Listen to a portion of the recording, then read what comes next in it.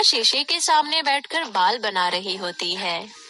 नेहा, मुझे कंघा देना। नेहा सुमन की बातों को अनदेखा कर देती है और अपने बाल बनाती रहती है। नेहा, प्लीज कंघा दे दो ना। नेहा एक बार फिर सुमन को इग्नोर कर देती है, जिस पर सुमन नेहा के कंधे पर हाथ रखती है। नेहा जल्दी से सुमन का हाथ अपने कंधे पर से झटकते हुए कहती है, तेरी हिम्मत कैसे हुई मुझे छूने की? तुझे पापा ने कहा है ना मुझे हाथ मत लगाए कर, वरना मैं भी तेरी तरह सांवली हो जाऊंगी। अपनी बेटियों के चिल्लाने की आवाज सुनकर राकेश वहाँ पर आता है। नेहा राकेश को सारी बात बताती है, जिस पर राकेश सुमन पर चिल्लाते हुए कहता है, तुझे मैंने कितनी बार कहा है मेरी फूल जैसी बेटी से दूर रहा कर, वरना इसकी चांद जैसी खूबसूरती पर तेरे सांवलेपन का दाग लग जाएगा। ऐसा कहकर राकेश नेहा को थप्पड़ लगा देता है। नेहा आंखों में आंसू लिए वहाँ से चली जाती है। राकेश की दो बेटियां थी, नेहा और सुमन। नेहा दिखने में बहुत ही सुंदर थी। उसका रंग गोरा चिट्टा, नया नक्श सटीक, देखने में वो बहुत ही खूबसूरत लगती थी। वहीं दूसरी ओर सुमन इसके बिल्कुल विपरीत थी। उसका रंग बहुत ही सांवला था। राकेश और उसकी पत्नी गीता बहुत ही गोरे चिट्टे थे, इसलिए राकेश को अपनी बेटी सुमन बिल्कुल पसंद नहीं थी। उसे लगता था कि वो उनके परिवार से मेल ही नहीं खाती, इसलिए वो उससे बिल्कुल भी प्यार नहीं करता था और बात बात पर उसे डांटता और मारता भी था। आज फिर पापा ने नेहा की वजह से मुझे थप्पड़ मारा है। पापा मुझसे बिल्कुल भी प्यार नहीं करते। मेरे बच्चे रोते नहीं हैं, मैं तुझसे प्यार करती हूँ ना। नेहा बैठे बैठे टीवी देख रही होती है कि तभी उसे बिरयानी खाने का मन करता है और वो अपने पापा से कहती है, पापा मेरा बिरयानी खाने का मन हो रहा है, क्या बिरयानी ले आएंगे? मेरी नेहा कुछ कहे और मैं वो ना करूं, ऐसा हो सकता है क्या? तो रुक, मैं अभी लेकर आता हूँ। सुमन वहाँ खड़ी मन ही मन सोचती है, अरे वाह, पापा तो बिरयानी लेने जा रहे हैं। आज मैं भी बिरयानी खाऊंगी, मेरा भी कितना मन था। इसके बाद जैसे ही राकेश घर लौटता है तो सुमन देखती है कि राकेश के हाथ में केवल एक ही बिरयानी का पैकेट है और वो उसे निकाल कर नेहा को दे देता है, जिससे सुमन का मन दुखी हो जाता है। फिर भी वो अपने पापा के पास जाती है। पापा, मुझे भी बिरयानी खानी है। अपनी शक्ल देखी है, खुद तो सड़ी हुई भिंडी जैसी है और मैडम को बिरयानी खानी है। जा, रसोई में सूखी रोटी पड़ी होगी, वो जाकर खा। बेचारी सुमन रसोई में चली जाती है और सूखी रोटी खाने लगती है और यहाँ नेहा उसे चढ़ा चढ़ा कर उसके सामने बिरयानी खाती रहती है। उस घर में सुमन के साथ बहुत भेदभाव होता था। जहाँ नेहा को प्राइवेट स्कूल में भेजा जाता था, वहीं सुमन सरकारी स्कूल में जाती थी। राकेश हमेशा नेहा का हाथ पकड़कर उसे स्कूल छोड़कर आता था, जबकि सुमन नेहा और राकेश के पीछे पीछे चलती थी। ऐसे ही एक दिन जब वो दोनों को हाथ पकड़ा हुआ देखती है तो उसके अंदर अपने पिता का प्यार पाने की इच्छा जागती है और वो अपने पापा का हाथ पकड़ लेती है, जिस पर राकेश उसका हाथ झटकते हुए कहता है, अरे तुझे कितनी बार कहा है, मुझे या नेहा को हाथ मत लगाया कर, तुझे समझ नहीं आता क्या, सांवली मनहूस कहीं की। ये सब सुमन के साथ अक्सर ही होता था। जब भी कोई सामान आता तो सबसे पहले नेहा को ही दिया जाता। कोई खाने का सामान आता तो वो भी नेहा को ही दिया जाता।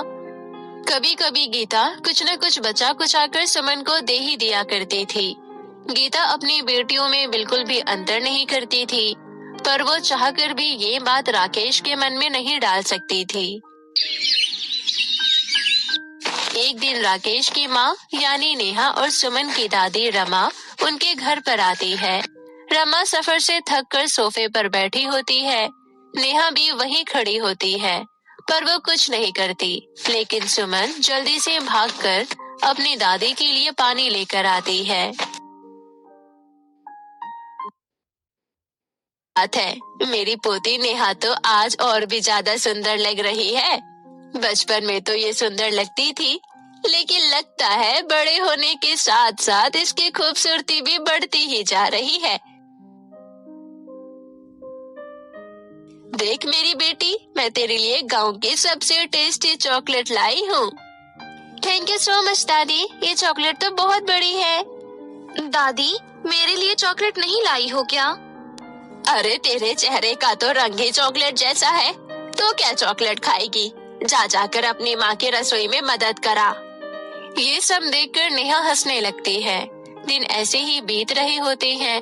पहले तो केवल घर में राकेश ही नेहा और सुमन में भेदभाव करता था, पर अब उसकी दादी यानी रमा भी दोनों बच्चों में भेदभाव करने लगती है। नेहा को अत्यधिक प्रेम और सुमन को अत्याचार मिलने लगता है। एक दिन राकेश अपनी माँ और दोनों बेटियों को लेकर कहीं जा रहा होता है कि तभी रास्ते में एक ट्रक से उनकी गाड़ी का एक्सीडेंट हो जाता है। पिछली सीट पर होने के कारण सुमन और नेहा को तो कुछ नहीं होता, पर रमा और राकेश को काफी चोटें आती है। रमा और राकेश को देखकर तो नेहा अपना मुंह बना लेती है, पर सुमन दोनों के पास जाती है।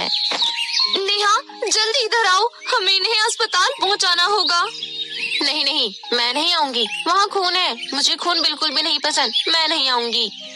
इसके बाद सुमन खुद ही कुछ लोगों को इकट्ठा करती है और फिर ऑटो रुकवाकर अपने पापा और दादी को अस्पताल पहुंचाती है। कुछ दिन अस्पताल में रहने के बाद वो लोग घर पर आ जाते हैं।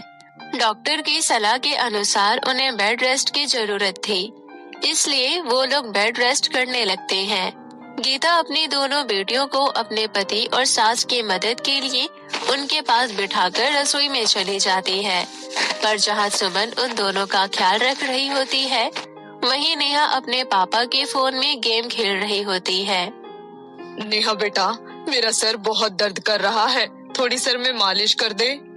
पापा, अभी मैं लास्ट लेवल पर हूँ, मुझे मेरी गेम पूरी करने दीजिए, नहीं तो मैं आउट हो गई तो सीधा फर्स्ट लेवल पर पहुँच जाऊंगी। पापा, आप चिंता मत कीजिए, मैं माँ से तेल गरम करवा कर लाती हूँ और आपके सर की मालिश कर देती हूँ, उससे आपका सर का दर्द चुटकियों में गायब हो जाएगा।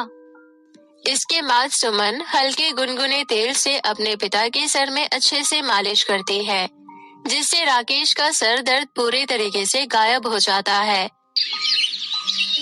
अगले दिन गीता रुई और पानी से भरे बर्तन को नेहा को देते हुए कहती है, बेटा नेहा, डॉक्टर ने इन दोनों के जख्मों को रोज साफ करने के लिए कहा है। तुम इस पानी और रुई की मदद से इनके जख्म साफ कर दो, जब तक मैं इन दोनों के लिए खिचड़ी बना देती हूँ। माँ, जख्म तो दिखने में बहुत ही गंदे होते हैं, नहीं, मैं नहीं कर सकती ये। कोई नहीं माँ, आप ये पानी और रुई यहीं रख दो, मैं दादी और पापा के जख्म साफ कर दूंगी और उन पर फिर दवा भी लगा दूंगी, इससे दोनों को आराम मिलेगा। इसके बाद सुमन राकेश और रमा दोनों के घाव साफ करके उन पर दवा लगा देती है। फिर अगले दिन नेहा राकेश के पास आती है और कहती है, पापा, मुझे पैसे चाहिए, मुझे चॉकलेट खरीदनी है। बेटा, मैं इतने दिन से बेड पर हूँ, काम पर नहीं जा रहा हूँ, ऊपर से दवाइयों का खर्चा भी हो रहा है, ऐसे समय में मैं तुझे पैसे कहाँ से दूँ? क्या पापा, आप भी कैसे पापा हो, मुझे एक चॉकलेट तक नहीं दिला सकते, मुझे पैसे चाहिए बस। नेहा पैसे लेकर ही मानती है। सुमन भी वहीं खड़ी होती है। सुमन को देखकर राकेश कहता है, बेटा, तुझे भी चॉकलेट चाहिए? नहीं पापा, आप दोनों जल्दी से ठीक हो जाओ, मैं बस यही चाहती हूँ। आज उस बिस्तर पर असहाय लेटे हुए राकेश और रमा दोनों को ही अपने किए पर पछतावा हो रहा था। उन्हें अब पता चल चुका था कि बाहरी सुंदरता मायने नहीं रखती, अगर कुछ मायने रखता है तो वो इंसान के अंदर की सुंदरता। फिर धीरे धीरे सुमन की सेवा से उसकी दादी और राकेश बिल्कुल ठीक हो जाते हैं और वो सुमन से उसके और नेहा के बीच भेदभाव करने के लिए माफी मांगकर उसे गले लगा लेते हैं। जिसके बाद रमा सुमन को एक बड़ी सी चॉकलेट देती है। सुमन उस चॉकलेट का आधा हिस्सा नेहा को दे देती है। मुझे माफ कर दो सुमन, मैंने तुम्हें कभी कुछ नहीं दिया, हमेशा तुम्हें चढ़ाया, तुम्हारे साथ बुरा व्यवहार किया, फिर भी तुम मुझे अपना हिस्सा दे रही हो। माफी मांगने की कोई जरूरत नहीं है मेरी बहन, मैंने तुम्हें माफ कर दिया है। बस मैं तो चाहती हूँ कि सब मुझसे प्यार करें और मुझे कुछ नहीं चाहिए। सुमन की ये इच्छा उसके अच्छे व्यवहार की वजह से पूरी हो जाती है। अब पूरा परिवार उसे प्यार करने लगता है और सब हंसी खुशी एक साथ रहने लगते हैं।